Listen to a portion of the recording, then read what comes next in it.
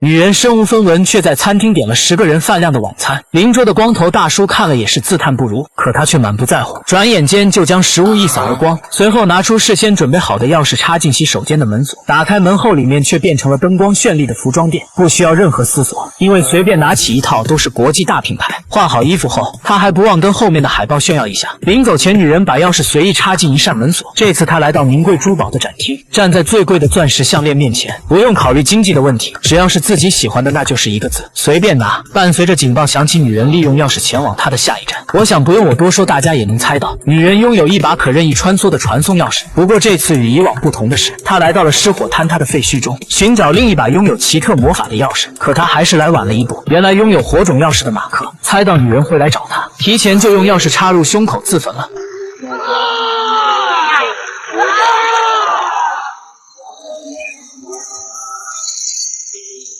正当他失落的准备离开时，恰好看见熊孩子的脖子上挂着那把火种钥匙。随后女人拿出自己的钥匙准备和对方交换，并展示了传送钥匙的神奇能力。熊孩子经受不住诱惑靠近查看，结果女人果断地抢下钥匙，一把将熊孩子推进了铁轨里。其实这已经不是他第一次从孩子手中骗钥匙了，他的传送钥匙就是从文迪手中骗来的。虽然文迪现在已经找到了新的人头钥匙，但只要想起曾经被骗的事，还是耿耿于怀。为了保住这把新的钥匙，文迪在邻居那借来了捕兽夹，既然是捕兽，就必须要有诱饵。于是他来到杂货铺，准备买一把假钥匙。可就在人头钥匙靠近老板的时候，他的脖子上竟然出现一个钥匙孔。出于好奇，文迪就想将钥匙插进老板的体内。千钧一发之际，老板突然回头打断了文迪的作死行为。回到家里，文迪给捕兽夹做好掩体，把诱饵放到指定地点，之后就是坐等猎物掉入陷阱。很快，女人就传送到文迪的房间，并表现出和蔼可亲狼外婆的笑容。可当她看到诱饵时，马上放下问候，并向钥匙走去。